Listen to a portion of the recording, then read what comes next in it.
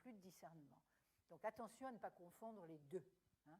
Ne pas stigmatiser, dans certains cas, c'est très bien, il le faut, mais si on ne veut plus rien voir en matière des différences de situation, il n'y a plus de discernement, donc il n'y a plus de culture, et c'est le nivellement à la base et par le bas, et pour le pire en général. Donc, à l'évidence, une crise affectant la culture, c'est une crise affectant l'identité, que ce soit l'identité personnelle ou l'identité collective. Alors, si on veut chercher à détecter, puisque j'ai émis l'idée du rapport avec une maladie au moins potentielle, quels sont les symptômes d'une crise qui affecterait la culture? Quels sont les symptômes qu'on a répertoriés le plus souvent et qui méritent toute notre attention parce que peut-être qu'ils se manifestent autour de nous et que nous ne les voyons plus? Alors le symptôme le plus généralement évoqué, et cela depuis le XIXe siècle, depuis la fin du XIXe siècle, et vraiment, je crois que les 20 dernières années du XIXe siècle, peut-être même à partir de la guerre de 70, c'est vraiment des années charnières où quelque chose change radicalement, bascule, et la pensée de Nietzsche se situe exactement à ce point de bascule. Alors, le symptôme de cette crise qui commence à émerger à cette époque-là, et peut-être était-il déjà en germe dans la pensée des romantiques allemands, eh bien, c'est la perte de contact avec la réalité, avec la vie. Perte de contact qui résulte du modèle technico-scientifique qui nous est imposé, tant dans l'ordre de la pensée que des comportements quotidiens. Rationalité, efficacité, pragmatisme, indifférence émotionnelle, dans la mesure où l'émotion peut perturber ce beau programme. Ce beau programme qui, en général, conduit au burn-out à 40 ans. Je n'invente rien, c'est devenu une pathologie sociale sur laquelle on s'émeut beaucoup aujourd'hui, mais sans en chercher forcément la cause. À savoir qu'on apprend à gérer, on gère, c'est le mot, on apprend à gérer, même ses émotions, à supposer qu'on les laisse s'exprimer. Et c'était déjà le diagnostic de Nietzsche. Donc dans les années, Nietzsche est mort en 1900, mais disons qu'il a écrit jusqu'à l'année 1888. Vous voyez, c'est pas jeune.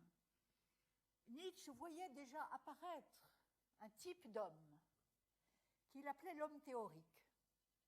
L'homme théorique. C'est-à-dire un homme coupé du mythe, coupé de l'imaginaire, et coupé de ce qu'il appelait l'esprit de la tragédie. Je n'insiste pas là-dessus. Donc Nietzsche est le parfait exemple de quelqu'un qui a diagnostiqué qu'il y avait un type d'homme qui émergeait là, et qui était ce qu'il appelait l'homme théorique. Ce sera par exemple aussi le combat du philosophe Henri Bergson, un peu plus tard. Henri Bergson qui cherchera à réhabiliter l'intuition contre, en tout cas à côté de l'intelligence. Bergson considérait qu'on était saturé d'intelligence. L'intelligence organisatrice, calculatrice, etc. Mais que par ailleurs, parallèlement, l'intuition, on ne lui faisait plus confiance. Or, l'intuition, pour Bergson, ce n'est pas simplement avoir des intuitions comme ça, c'est vraiment ce qui permet une connaissance en profondeur et spontanée de tout ce qui nous entoure. Bon. Et ce sera, je me limite à ces 3 exemples, ce sera la conviction profonde d'un poète, sur lequel j'ai personnellement beaucoup travaillé, du poète Antonin Artaud. Il ne faut pas simplement voir comme à travers son odyssée, à travers les hôpitaux psychiatriques, mais comme un génial penseur aussi de la culture. Et Artaud voyait dans le théâtre au sens traditionnel du terme, le théâtre grec, le théâtre shakespearien, et pas le théâtre de boulevard, il voyait la scène sur laquelle redonner vie à la culture. Et il faut lire ce texte tout à fait remarquable qui s'intitule « Le théâtre et la culture », justement, qui est dans le théâtre et son double, et dans lequel Artaud écrit ceci: « Jamais, quand c'est la vie elle-même qui s'en va, on a autant parlé de civilisation et de culture. » Et il y a un étrange parallélisme entre cet effondrement général de la vie qui est à la base de la démoralisation actuelle et le souci d'une culture qui n'a jamais coïncidé avec la vie et qui est faite pour régenter la vie. Autrement dit, ça c'est une idée quand même très forte, à savoir que plus on parle de culture, alors Dieu sait aujourd'hui, ministère de la culture, etc., etc., maison de la culture, bon, très bien, tout ça part d'une bonne intention, mais ce que Marc Fumaroli appellera l'état culturel, n'est-ce pas, l'état qui régit tout, n'est-ce pas? Eh bien, plus on crée des institutions culturelles, moins ce contact direct avec la culture en tant que source de vie se renforce. Donc, au fond, eh bien, c'était ça le combat d'Artaud pour la culture. C'est-à-dire, la culture, ça se vit au quotidien.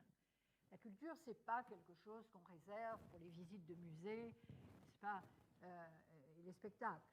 D'où cette définition, qui, pour moi, est la plus belle que l'on ait jamais donnée de la culture, définition d'Artaud.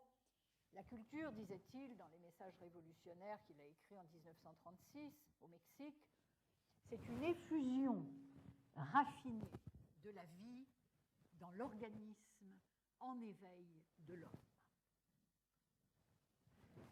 Bon, ce qui veut bien dire, n'est-ce pas, que la culture, ce n'est pas la vie en tant que telle. Hein, il ne faut pas confondre. Ce n'est pas un vitalisme primaire. Il ne suffit pas de vivre pour être cultivé. C'est une effusion raffinée. Ça veut dire que le processus de culture, c'est comme un processus de purification. On affine quelque chose. Hein, comme les métaux, comme on purifie un métal, etc. Donc on affine la matière première humaine, d'où le parallèle qu'Artaud a beaucoup développé avec l'alchimie. On affine la matière humaine, n'est-ce pas? Mais ce processus ne peut se dérouler que si l'homme est en éveil. D'où l'idée de la faim, que la faim, F-A-I-M, il faut avoir faim. Bon. D'où le risque que le gavage culturel tue la faim. Et moi, je pense que là, nous en sommes presque à ce point-là. Hein. Télé, radio, cinéma, théâtre, etc., etc., visite, exposition, ça devient effectivement qui a encore faim au milieu de tout ça. Donc l'idée d'Artaud, c'était que la culture, c'était aussi de réveiller la faim. Il faut avoir faim. De ceci.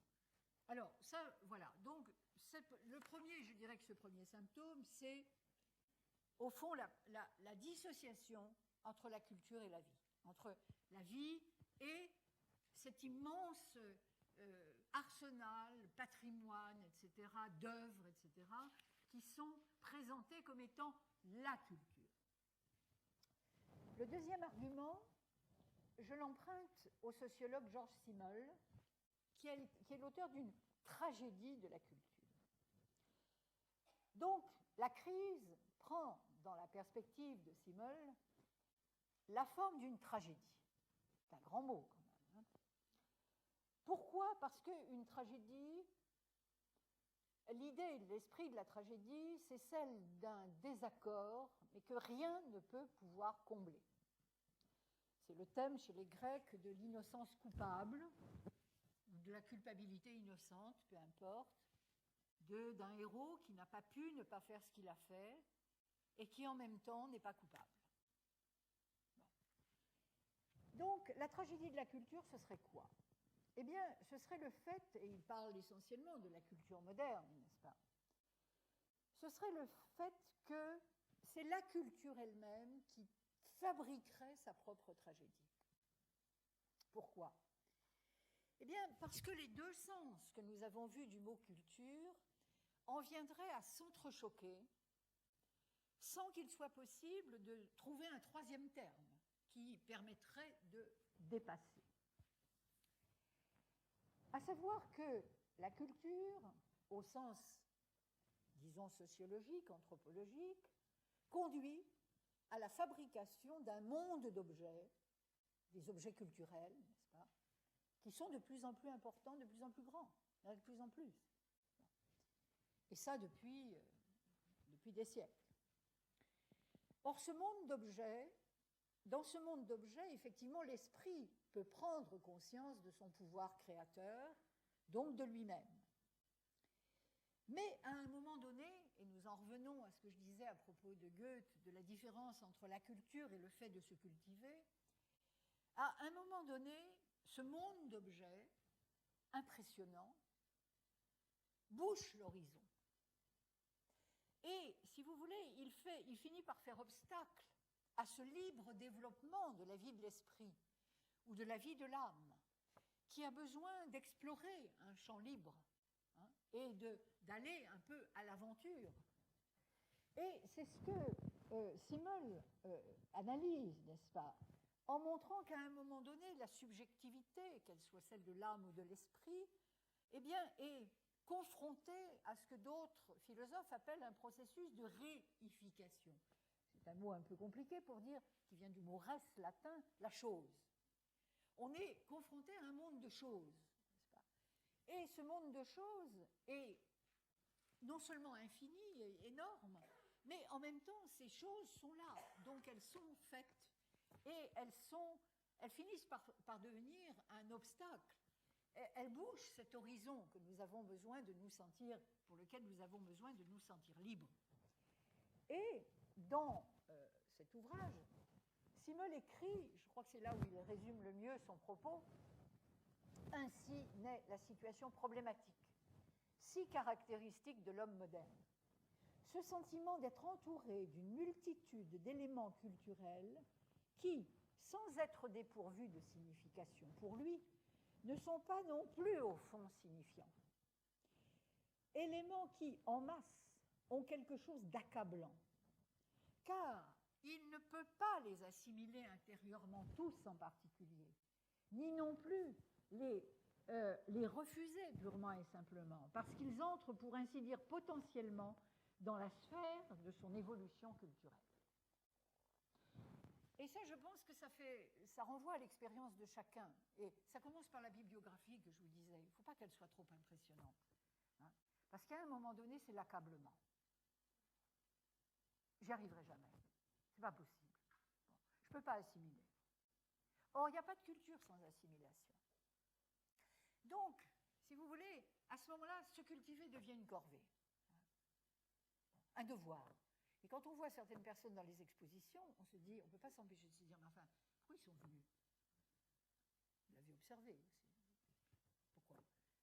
Bon, pour dire, j'étais au Grand Palais, j'ai fait la Grèce cet été, etc., etc. Bon. Ou alors la déprime, c'est-à-dire au fond l'accablement de son insuffisance. Et tout ça, c'est exactement ce qui contrevient au processus de culture. Donc je pense que ces analyses sont extrêmement fines et très actuelles, elles aussi, parce que je pense que nous pouvons nous retrouver dans ce que dit Simmel aussi. Le troisième exemple que je prendrai, c'est Hannah Arendt. Bon, Hannah Arendt, philosophe d'origine allemande et juive exilée aux États-Unis, en époque terrible, bon, qui écrit là-bas la majorité de son œuvre, et qui écrit ce livre, La crise de la culture, qui n'est peut-être pas son meilleur, mais parce que c'est un recueil d'articles, mais qui est quand même un livre très important. Alors, la crise, pour elle, se manifeste comment? Elle se manifeste par ce que nous connaissons tous, la perte d'autorité, hein, l'effondrement de la notion même d'autorité, la perte d'identité, en tout cas la crise de l'identité, ces deux questions affectant particulièrement la sphère éducative. Bon, ça, on en entend parler tous les jours. Alors, Arendt analyse finement l'ensemble de ces questions. D'une part, dans cette crise, Arendt voit d'abord la conséquence de la rupture avec la tradition. La modernité se définit comme rupture avec la tradition, au risque de ne plus pouvoir transmettre. Pourquoi est-ce qu'on transmettrait, puisque de toute façon, nos successeurs auront tout autant le droit de dire qu'ils ne veulent pas de ce qu'on leur transmet. Donc, si la modernité, effectivement, se caractérise par un refus de la tradition, c'est une vaste question, je ne fais qu'effleurer ici, c'est la possibilité de la transmission qui est en jeu, donc la culture. Il n'y a pas de culture sans transmission, que ce soit au plan individuel ou au plan collectif. Qu'on transmette des modes de vie et de pensée, ou qu'on transmette un savoir-faire à ses enfants, des valeurs, etc., il y a une transmission. Donc, la crise de la culture, pour Arendt et pour d'autres, je m'associe personnellement tout à fait à cela, c'est une crise de la transmission. Et je vous rappelle que le mot transmission n'est jamais que la traduction du mot latin traditio, tradition. La tradition se définit étymologiquement non pas par le conservatisme, mais par la capacité à transmettre. Donc, c'est une question évidemment considérable. Est-ce que la modernité, et a fortiori la postmodernité, n'est tout simplement pas en train de s'auto-détruire? Puisque s'il n'y a pas de transmission, il n'y a pas de culture à long terme. Et on ne voit pas pourquoi on transmettrait même à ses enfants, et on le voit bien dans les crises générationnelles, une génération désignant maintenant une période de 10 ans, crise générationnelle qui veut dire qu'à 25 ans, on ne veut plus entendre parler des modèles de 18, à 18, plus des modèles de 12, etc. Et donc, il y a une accélération de ce refus des modèles qui ont été ceux d'il y a seulement une dizaine d'années. Alors, cela dit, et Arendt le dit, n'est-ce pas, le fil de la tradition est rompu et nous devons découvrir le passé pour notre propre compte, c'est-à-dire ces auteurs comme si personne ne les avait jamais lus avant nous. Alors, dans un sens, c'est très encourageant, parce que ça veut dire que la culture redevient un acte personnel. Ça veut dire que c'est à nous de nous débrouiller avec les auteurs du passé, de les lire, de faire ce travail, n'est-ce pas? Et que, dans un sens, c'est à nouveau un travail de pionnier, parce que c'est à nous de redécouvrir. Nous ne serons pas véritablement portés par le contexte ambiant, qui fera peut-être même obstacle, sauf sous des formes codifiées. Vous avez pu remarquer, par exemple, dans les musées, quand vous lisez les notices rédigées par les commissaires d'exposition, que les commentaires sont en général extrêmement neutres, extrêmement, je dirais même, aseptisés, n'est-ce pas? Alors surtout sur des questions qu'on juge délicates, questions religieuses en particulier. Bon, c'est l'œil de l'historien d'art qui parle. Bon, donc, l'image que l'on vous donne des cultures du passé, ce n'est pas une image vivante. C'est une image revue et corrigée à travers le filtre de l'histoire de l'art. Bon, c'est très bien, c'est aussi important de connaître ça. Mais ce n'est pas ça qui va vous faire comprendre ce qu'était la culture du Moyen-Âge, par exemple, pour ne citer qu'elle, bon, qui est fondamentalement tournée vers la religion. Donc, ce que dit Arendt là nous concerne, nous parle. Effectivement, nous devons y aller nous-mêmes, nous devons chercher.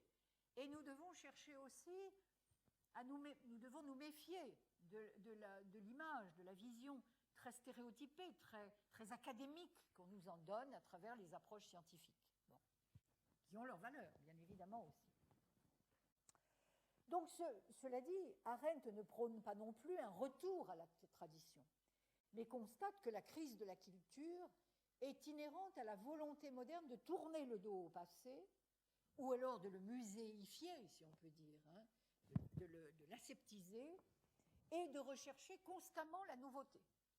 Bon, ce qui aussi est un obstacle à la transmission, bien évidemment.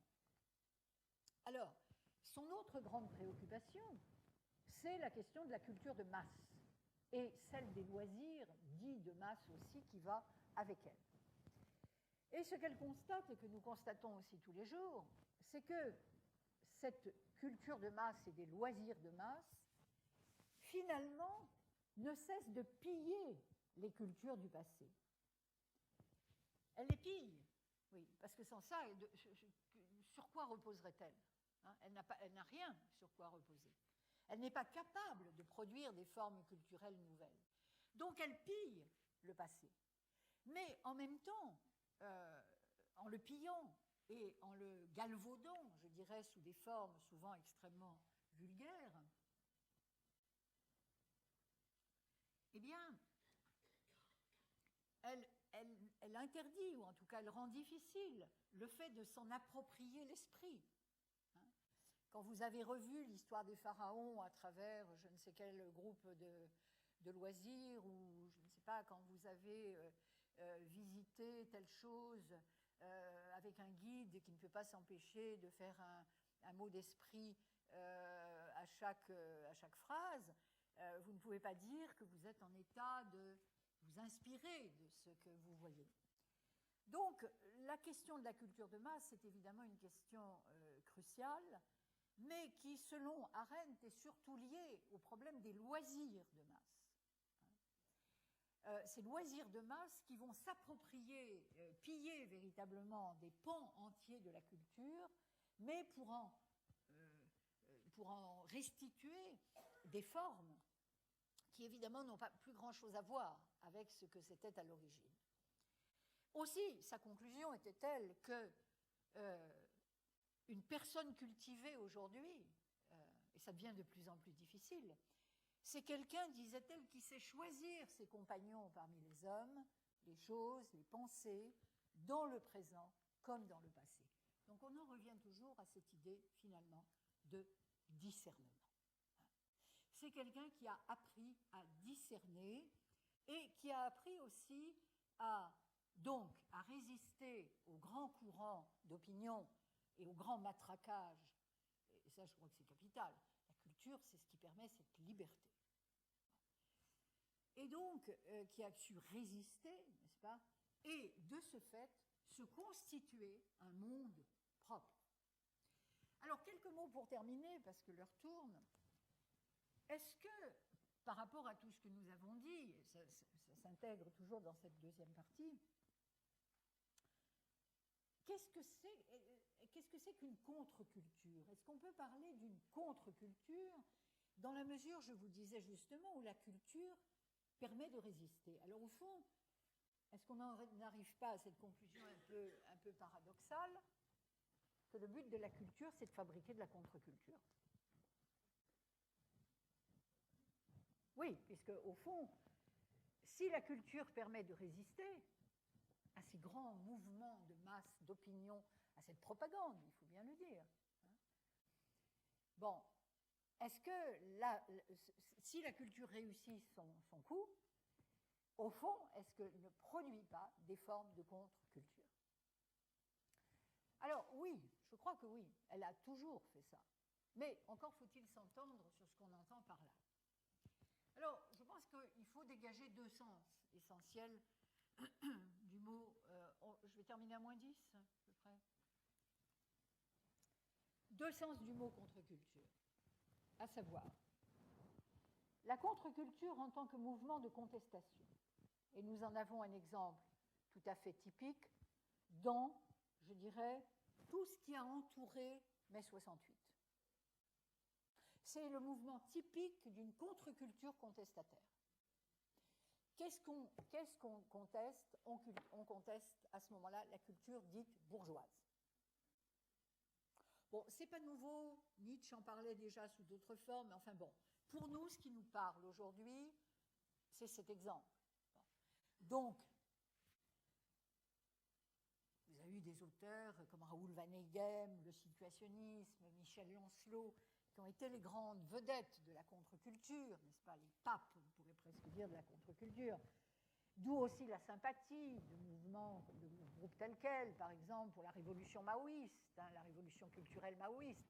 Enfin, on connaît ça par cœur, n'est-ce pas, sous un mode plus pacifique, le mouvement hippie, ça a été aussi de la contre-culture, sous des modes différents. Donc, c'est essentiellement un mouvement contestateur, un mouvement qui se donne, à tort ou à raison, des aspects révolutionnaires. Mais je crois que ça ne résume pas ce qu'on peut entendre par contre-culture.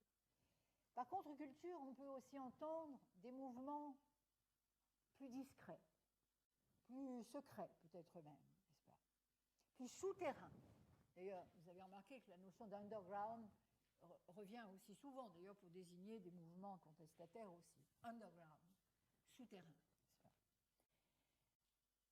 qui se préoccupent moins de détruire, de contester, que de maintenir vivantes certaines formes de pensée, certaines pratiques, elles aussi culturelles. Et je dirais que la contre-culture, c'est à ce moment la face cachée de la culture, presque son versant un peu ésotérique, on peut dire, sans mettre dans ce terme autre chose que cela. Alors, cette contre-culture-là, je pense qu'il vous est arrivé, vous aussi, de la découvrir. Tiens, comment se fait-il? Je trouve ce livre passionnant et personne n'en parle. Ah bon? Comment se fait-il? Puis vous vous apercevez, vous rencontrez quelqu'un qui vous dit « Ah ben moi aussi, je l'ai trouvé extraordinaire. » Mais alors, voilà. Donc, cette contre-culture-là, vous la découvrez au fil de vos lectures, au fil de vos rencontres, de vos étonnements. Et vous vous dites, mais alors, ça veut dire qu'on ne nous dit pas tout. Bien sûr que non. Ça veut dire qu'il y a une masse considérable d'ouvrages dont on ne parle pas. Alors, il y en a des bons et des mauvais, bien sûr. Et ça vous amène à vous dire, bon, il faut peut-être que je me méfie un peu de ce qu'on me raconte dans les émissions dites littéraires, etc. Il faut peut-être que j'aille voir moi-même. Hein, et vous entrez dans cette contre-culture-là. Et vous allez vous apercevoir que finalement, peut-être c'est un vrai continent, hein, que ce n'est pas simplement quelques auteurs isolés qui jouent les incompris. Bon, non, vous allez vous apercevoir qu'il y a un véritable continent.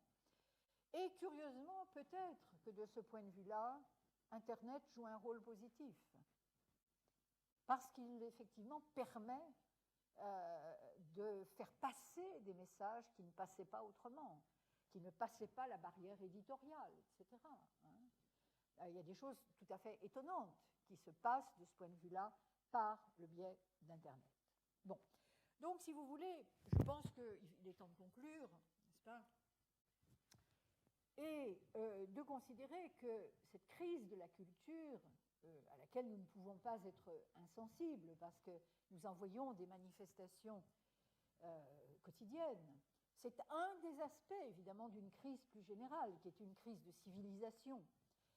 Et à ce sujet, je vous ferai remarquer, pour terminer, que si nous en avions le temps, eh bien, il faudrait repenser aussi tout ce vaste débat entre culture et civilisation, dont je n'ai fait qu'esquisser les bases précédemment à propos de la culture anthropologique, mais qui finalement a été une très grande question qui a passionné l'Europe, disons, entre les deux guerres, n'est-ce pas, qui a monopolisé l'attention de penseurs aussi importants que Paul Valéry, Thomas Mann, Romain Rolland, Stefan Zweig, etc., et que la crise de la culture, telle que nous venons de l'esquisser, eh bien, a un peu laissé de côté cette question du débat entre culture et civilisation que nous voyons réémerger à travers des livres comme Le choc des civilisations, que j'ai déjà cité, ou le livre de Fukuyama, n'est-ce pas, sur la fin de l'histoire et le dernier des hommes,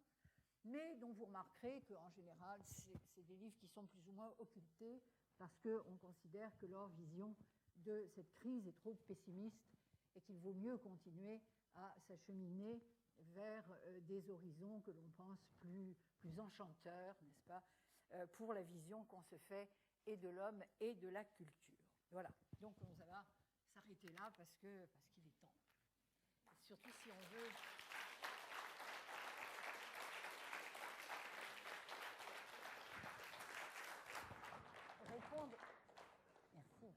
répondre à quelques questions.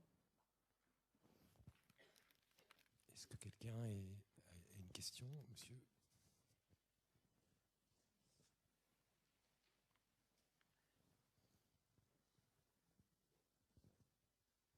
Oui, ma question concerne la langue et l'apprentissage de la pensée.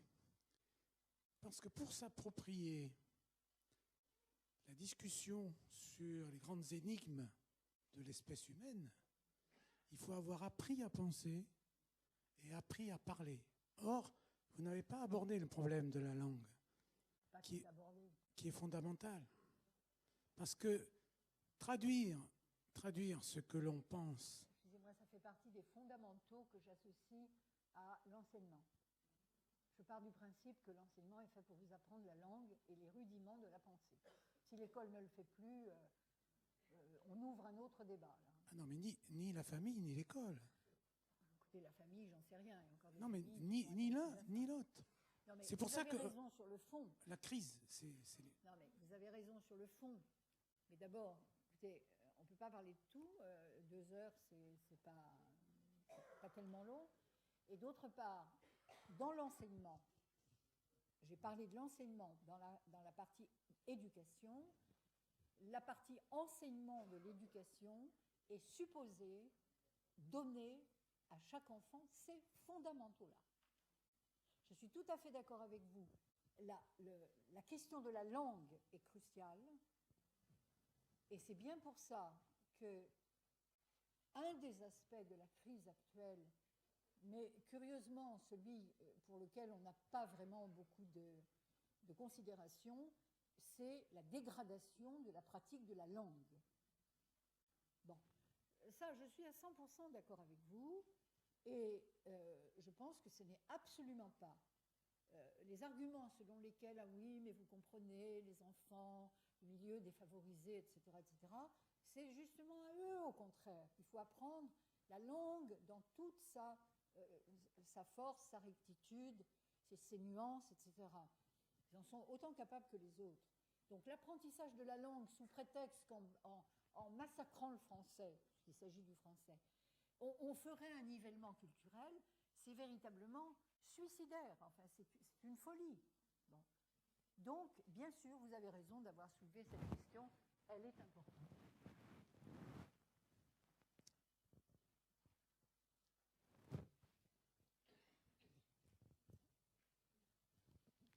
Merci beaucoup. Ça m'intéresserait de savoir ce que vous avez pensé du livre Le déni des cultures de Hugues Lagrange. Vous connaissez, non ? Non, je ne l'ai pas lu. C'est un sociologue qui critique la façon de penser de politiques français qui ont tendance à, sous prétexte de prétendue tolérance, nier la culture des immigrés, notamment d'Afrique. Mais bon, vous ne connaissez pas. Bon, écoutez, je ne l'ai pas lu, parce que je ne peux pas tout lire. Bon, visiblement, c'est une approche sociopolitique. Oui, tout à fait. D'accord. Donc, je n'en pense rien en tant que livre. Tant qu'au problème, évidemment, j'en pense quelque chose indépendamment du livre. Je ne pense pas que le rôle des politiques soit de prendre en compte les différences de culture au-delà de ce qui est compatible avec la République. La culture, autrement, devient une affaire privée, comme le reste, comme la religion, comme la manière de meubler son appartement, c'est une affaire privée. Bon, mais moi je ne suis pas politique, je ne me mets pas à leur place. La question qui est posée là rejoint la question du multiculturalisme. Jusqu'à quel point l'espace public peut-il absorber des différences culturelles dont certaines frôlent l'incompatibilité? C'est une question cruciale qu'il faut aborder avec sérénité mais fermeté. Et par conséquent, il y a une part de la culture qui, à mon sens, doit basculer dans le privé.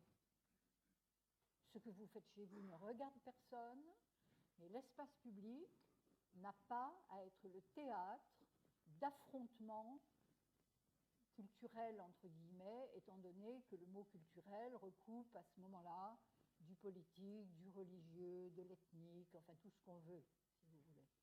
Donc je pense que le rétablissement de la séparation des sphères publiques et privées est au moins aussi importante que la séparation de l'Église et de l'État sur laquelle repose la société française.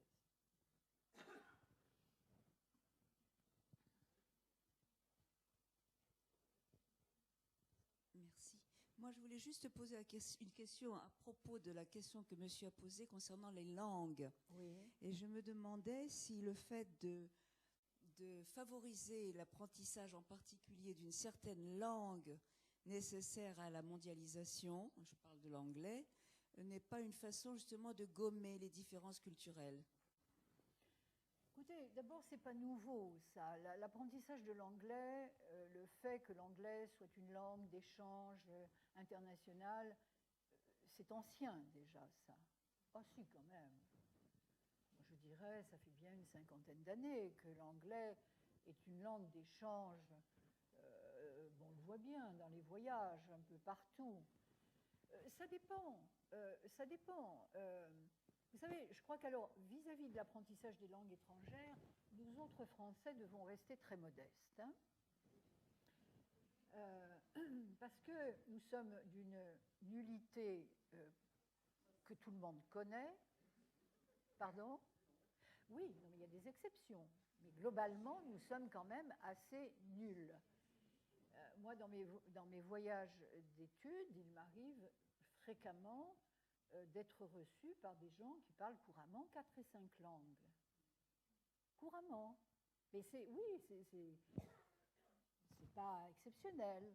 Bon, je ne les parle pas, moi, personnellement. Bon, donc, notre position de français est un petit peu délicate à ce sujet. Je ne sais pas si vous voulez, c'est pas de parler anglais qui est gênant. C'est, à mon avis, c'est plutôt le modèle culturel, entre guillemets, américain qui a fait plus de ravages en Europe que la pratique de l'anglais. Parce que vous savez, parler l'anglais, si c'est pour lire Shakespeare dans le texte, hein, ou les grands poètes anglais, moi, ça ne me gêne pas. Bon. Donc, si l'anglais est une langue non seulement d'échange dans les voyages, voilà, pourquoi pas, c'est ce qu'on a trouvé de plus commode. Et si d'autre part l'anglais est bien pratiqué et permet d'accéder à ces grands chefs-d'œuvre de l'humanité que sont certaines œuvres anglaises, c'est très bien.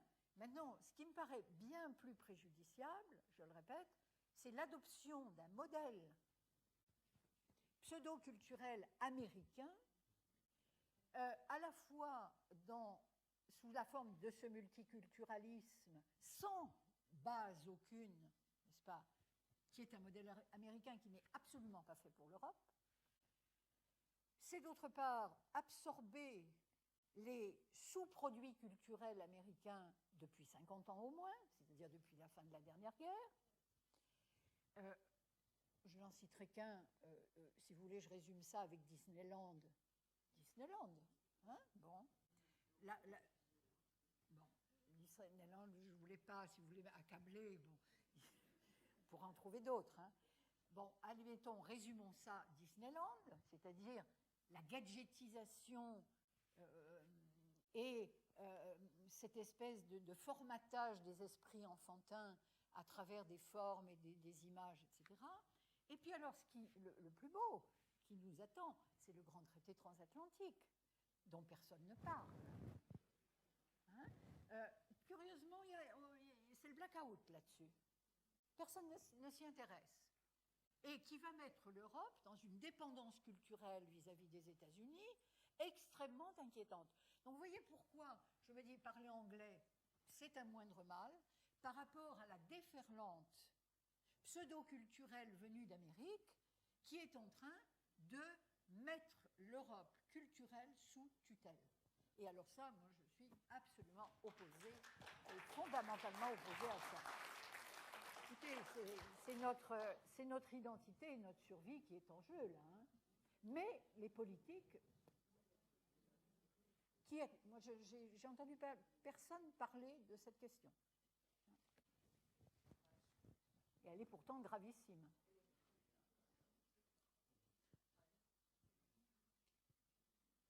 Est-ce qu'il y a une dernière question, peut-être? Oui, monsieur, devant.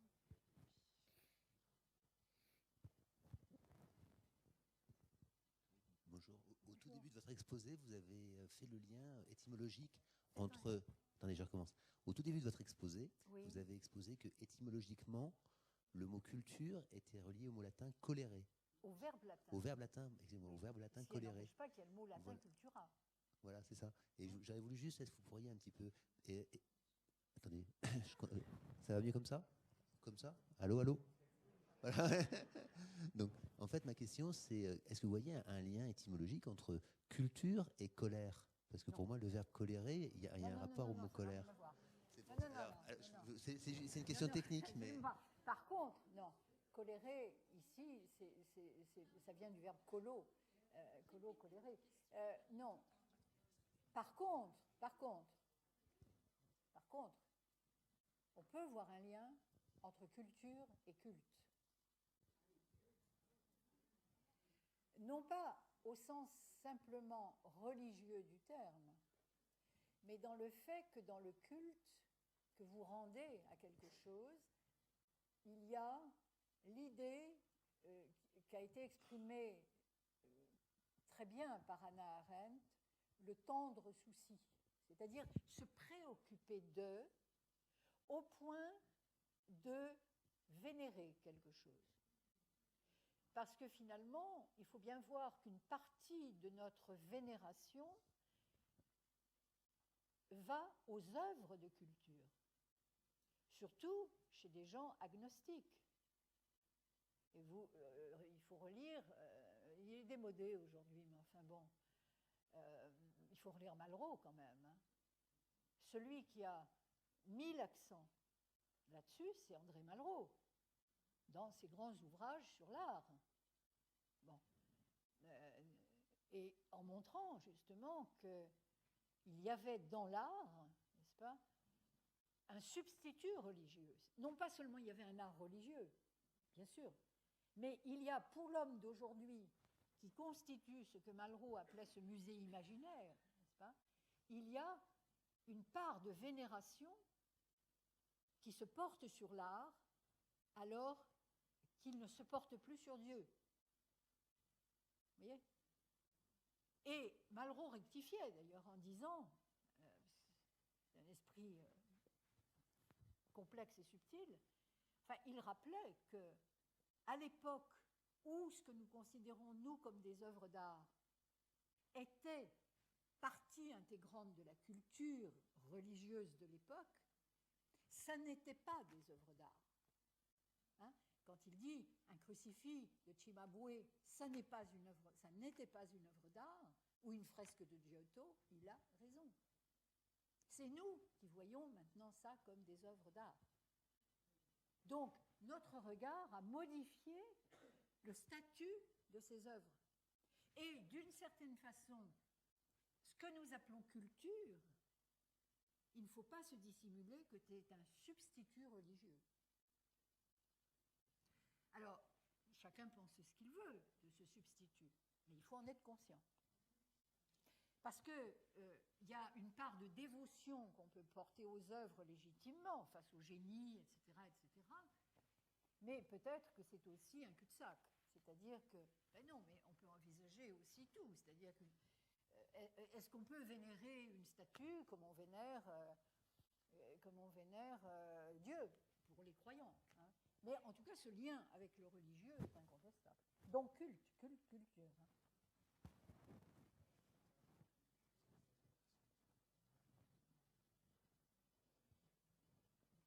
Alors, madame, vous avez une question?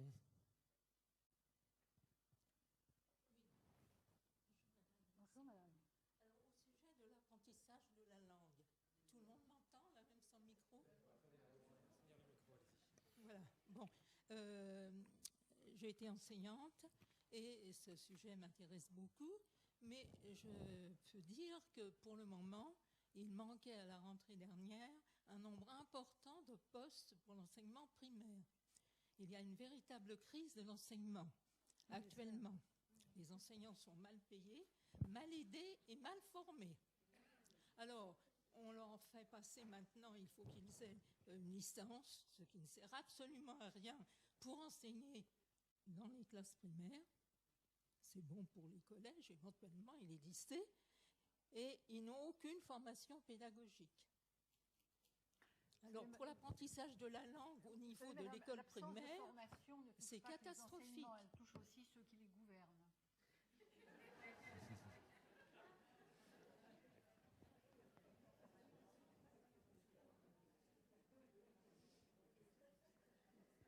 Bien, merci.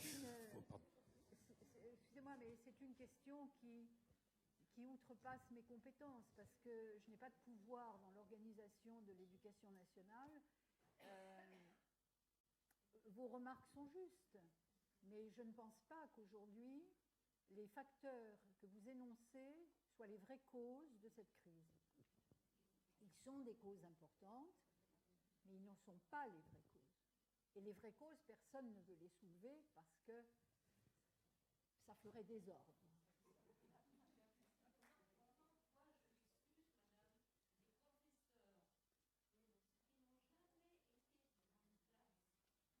Oui, mais... Non, mais je suis d'accord, mais moi... Non, mais je suis bien d'accord, mais à part signer une pétition, je n'ai pas de réponse à donner à ça. C'est-à-dire que je constate comme vous, mais je constate, vous savez, c'est un climat général, c'est un climat de méfiance, de perte d'autorité, les enseignants sont aujourd'hui confrontés à des problèmes inconcevables il y a encore 30 ans. Inconcevables. Bon, je ne sais pas, penser qu'on allait devoir apprendre les arts martiaux, la self-défense et dans les IUFM, ce n'était pas une idée qui venait à l'esprit des inspecteurs il y a 30 ans. Bon, donc, le milieu, l'enseignement focalise un certain nombre de problèmes de société. Mais je ne pense pas, personnellement, que ce soit simplement parce que les enseignants sont mal payés, parce que si, parce que ça. Oui, encore que, bon, vous savez, quand vous voyez ce que gagne une infirmière débutante ou d'autres corps de métier, bon...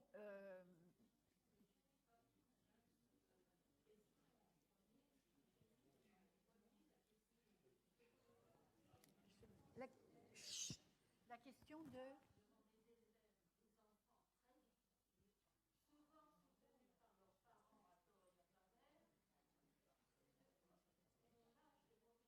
Non mais madame, je suis d'accord. Non mais je suis d'accord.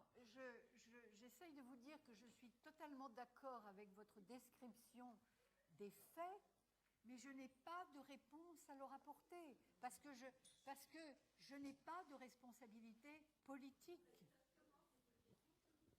Mais c'est tout ce que je peux dire, c'est une question politique et c'est une question sociologique. Parce que l'enseignement est le miroir de l'état d'une société. Et merci beaucoup, Françoise Bonnardel. À la semaine prochaine.